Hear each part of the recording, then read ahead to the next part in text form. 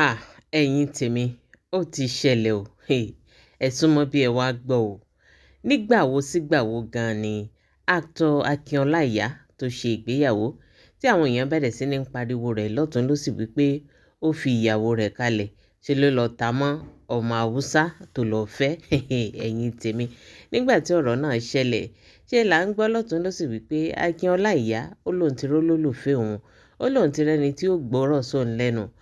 Ó lóun ti rí ẹni tó jẹ́ wípé kódà bóun ò fún ní owó ọbẹ̀, kò ní ké síta. Ẹ wò ìgbéyàwó òun ṣe la gbọ́ wípé ó ti dàrú lọ́wọ́lọ́wọ́ èyí tá à ń sọ yìí o.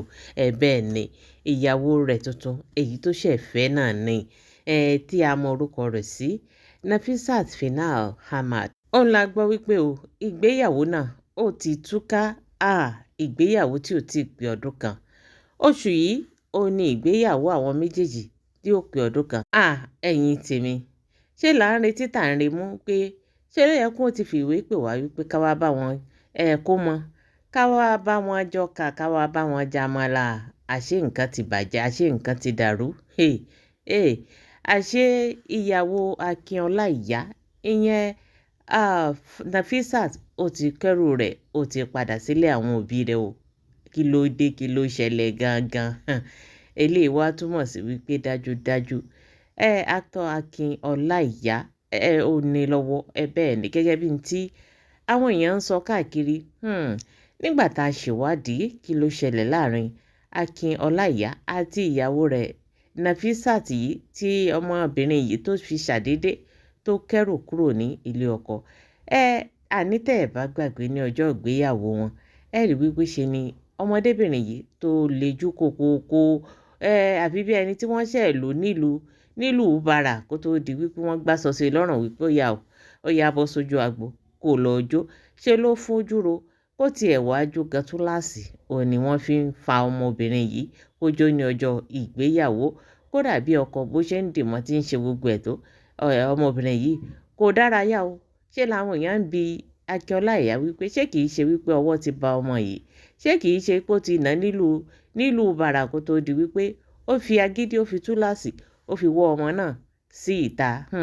Ṣé ni àwọn ẹbí ọmọbìnrin yìí ni wọ́n jáde lẹ́yìn ìgbéyàwó. Wọ́n ní kò sí ní tó jọmọ́ bẹ́ẹ̀ o, kò sí nínà o, pé ẹnìkankan kò fọwọ́ kàn án. Wọ́n ní bí ṣe mọ̀ ń ṣe nù pé kódà Akin Ọláìyá ń tọ́jú rẹ̀, ń ṣe ní tó yẹ kó ṣe lórí àwọn ọmọ àwọn. Ẹ̀yin tèmi eléyìí máa gbẹ̀nù tán. Ní gbogbo ìgbà náà làwọn èèyàn bẹ̀rẹ̀ sí ní bú Akin Ọláìyá. Wọ́n nítorí wípé àwọn ni. Wọ́n nítorí wípé ó mọ̀ pé tóun bá lọ fi ọmọ Haúsá kò sí pé bóyá owó ń dó rẹpẹtẹ kan òun ní ó fi sanwó orí rẹ̀. Kódà tá a bá wo àṣà wọn gan lọ, a rí wípé tí àwọn ọmọ Haúsá bá fẹ́ ṣe ìgbéyàwó, gbogbo nǹkan ẹrù ilé ọkọ, èmi ni bẹ́ẹ̀dì, èmi ni àga, kódà àwọn ẹlòmíì wọn a máa rà títí dé orí àwọn TV set, gbogbo ohun tí tó jẹ́ àwọn electronics tí èèyàn máa ń kó sínú ilé, gbogbo ẹ̀ pátápátá òun ni wọ́n kó wá sí ilé ọkọ gẹ́gẹ́ bí àwọn Haúsá bí wọ́n ṣe máa ń ṣe ní ọ̀dọ̀ wọn. Ẹ wo kò tán síbẹ̀ o. Kódà gbogbo nǹkan tí wọ́n ń lò tí ìyàwó tuntun ti máa ń lò nínú kíchìnì, àtàbọ̀ o, àtàwo o, àti kọ́ọ̀pù o, àti rọ́bà o, gbogbo nǹkan pátápátá tẹ́ ẹ mọ̀ wípé obìnrin gbọ́dọ̀ ní nínú kíchìnì òun ni àwọn Haúsá tí wọ́n sì dì mọ́ ẹrù fún ọmọ wọn tí ń bá ti ń lọ sí ilé ọkọ. Kódà ọkọ ò tiẹ̀ níwulẹ̀ ṣe wàhálà kan lọ títí kó wọn ṣáà ti gbalé kí ilé náà kó wà ní òfùfù kí ìyàwó kó ṣe kíni kó kó ẹrù ìyàwó wa kó wọn wá fi tolé. Irú ìgbésí ayé èyí tí wọ́n máa ń gbé ni. Bẹ́ẹ̀ sì ni owó orí wọn báyìí kò tó nǹkan. Bí ẹni wípé wọ́n fún wọn ní ọ̀fẹ́. Bẹ́ẹ̀ ni wọ́n ṣe máa ń ṣe. Wọ́n sì ti wá jẹ́ wípé bí wọ́n ṣe tó yìí náà, ọjọ́ tí ìgbéyàwó bá túká, gbogbo ẹrù tí wọ́n kó wá sílé ọkọ pátápátá ó ní wọ́n palẹ̀ mọ́ o. Bẹ́ẹ̀ ni tí ò ní ku ìkan. Kódà títí dórí abọ́ gbogbo ẹ̀ pátápátá ó ní wọ́n kó kúrò ní ilé ọkọ ọ̀hún nígbà tí ìgbéyàwó tó bá wá ti wá dàrú. Ṣùgbọ́n táwọn ò tí wàá mọ̀ ni pé ṣé èyí tó Nafisat èyí tó jẹ́ ìyàwó actor Ọláìyá ṣó ti wá palẹ̀mọ́ gbogbo ẹrù rẹ̀ kúrò nínú ilé, ṣó ti kó gbogbo abọ́, ó ti kó gbogbo ohun tó kó wá pátápátá. Ẹ̀yin tèmi, ṣe la gbọ́ pé ọmọbìnrin wọn ló ti palẹ̀ rẹ̀ mọ́ o. Wọ́n dé ó ti palẹ̀ ẹrù rẹ̀ mọ́ pátápátá. Ọláìyá fúnra rẹ̀ la rí ibi àtẹ̀jáde kan èyí tó gbé jáde tó jẹ́ ká mọ̀ wípé ṣé ló yẹ kí àwọn lọ síbi ṣíṣe kan ní ọjọ́ tí ọmọbìnrin yìí tó kó ẹrù rẹ̀ kúrò nínú ilé. Ó ní kódà ní ọjọ́ ìnáwó yìí àwọn ti jọ jókòó táwọn ti jọ sọ bí àwọn ó ṣe lọ sí ibi ìnáwó náà. Ó ní ṣe ni arábìnrin yìí ní kó wọn máa lọ, òun wàá pàdé rẹ̀. Lòun bá ń retí, lòun bá ń remú wípé ìyàwó òun ó fẹ́ẹ́ dé, òun ò bá rí ìyàwó. Lòun gbìyànjú láti pé ó ní ìyàwó ò mọ̀ gbé fóònù, ìyàwó ti lu fóònù pa. Òun pe àwọn ẹbí rẹ̀ náà. Nígbà tóun ṣe ìwádìí òun, lòun rí tóun délé. Lòun rí wípé ìyàwó ti palẹ̀mọ́ gbogbo ẹrù pátápátá tí òkú kan ẹ̀yin tèmi nínú ilé. Kí ló lé ìyàwó kúrò nílé Akin Ọláìyá? Eléyìí mọ̀ gbẹnu tán. Ẹ̀yin tèmi, ṣé ká wá sọ wípé actor Akin Ọláìyá òun gangan, òun lẹ̀kọ̀ ẹ̀dá, òun gangan ló ní ìṣòro torí wípé nígbà tí ìyàwó rẹ̀ èyí tó kọ́kọ́ fẹ́ tó bímọ fún un tó jáde nígbà náà lọ, arábìnrin yìí ó ròyìn, ó sọ̀rọ̀ ilẹ̀kùn. Ó ṣàlàyé bí Akin Ọláìyá bó ṣe fẹ́ fi òun àti àwọn ọmọ òun ṣe òògùn owó kó tó di wípé òun sàsálà fún ẹ̀mí òun. Ẹ̀yin tèmi, ó ní lúlù ní bí bàrà ní gbogbo ìgbà. Ó ní nígbà tí ẹ̀mí òun fẹ́ bọ́, ó lóun pe àwọn ẹbí òun bóun dá sí. Ó ní kò sẹ́ni tí ò mọ̀ ní tí ń ṣẹlẹ̀ láàrin òun àti ọkọ òun ní gbogbo àsìkò yìí.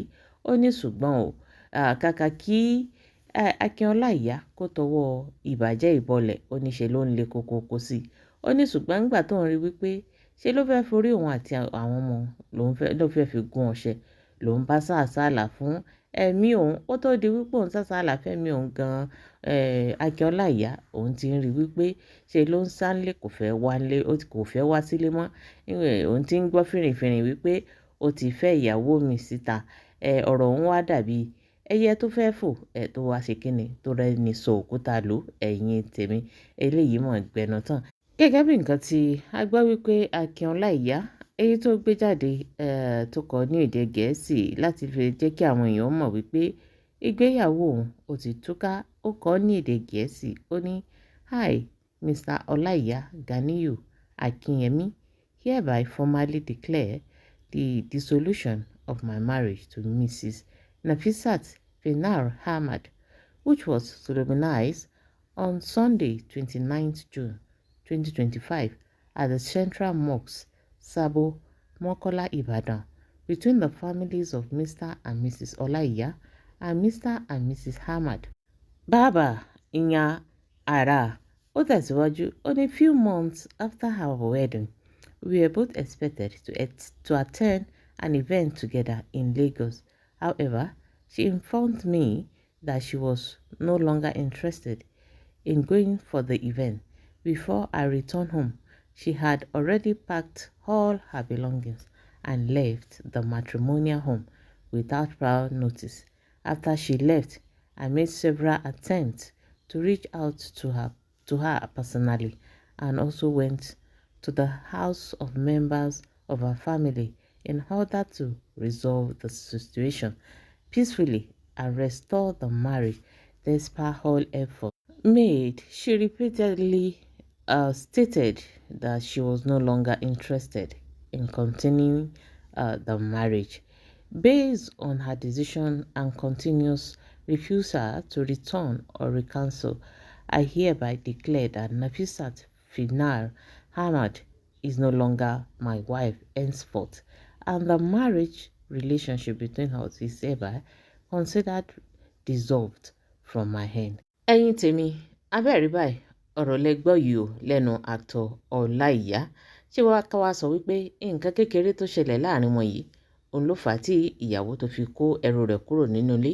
Dájúdájú ìjà ó bẹ̀rẹ̀ sí ní ṣẹlẹ̀ láàrin àwọn méjèèjì tó fi mú arábìnrin yìí tó fi palẹ̀ ẹrù rẹ̀ mọ́ pátápátá lọ́jọ́ tó yẹ kí àwọn méjèèjì kó lọ síbi ìnáwó. Nígbà tí ọkọ délé lórí wípé ìyàwó ti palẹ̀ ẹrù rẹ̀ mọ́ tó sì lọ bá àwọn ẹbí rẹ̀ pé kí wọ́n bá a sọ̀rọ̀, ní ọmọbìnrin yìí ó kọ̀, ó lóun ò fẹ́ òun mọ́. ó ní ó lóun ò padà sí ilé rẹ̀ mọ́ ẹ̀yin tèmi. Kí ni ìyàwó Akin Ọláìyá rí ní ilé Ọláìyá tó fi sọ wípé òun ò padà mọ́? Ṣé ká wá sọ wípé n tíyàwó alákọ̀ọ́kọ́ rí ṣé òun náà ní ẹlẹ́ẹ̀kejì yìí náà tún rí ni tóun náà fi ferege ẹ̀yin tèmi eléyìí mọ̀ gbẹnu tán. Ṣé là ń retí o kí ìyàwó yìí kó náà jáde kó wá sọ̀rọ̀ kó wá sọ tẹnu rẹ̀ ká mọ ohun tí ń ṣẹlẹ̀ gangan ẹ̀yin tèmi. Bẹ́ẹ̀ náà làwọn kan ń béèrè wípé àwọn ò lérò wípé lóòótọ́ ni torí wípé ìgbéyàwó tí ò tí ì pé ọdún kan ní ọjọ́ tí wọ́n ṣe ìyàwó yìí ayé gbọ́ ọ̀run mọ̀ pẹ̀lú bí n tó yí ìgbéyàwó wọn yìí ká.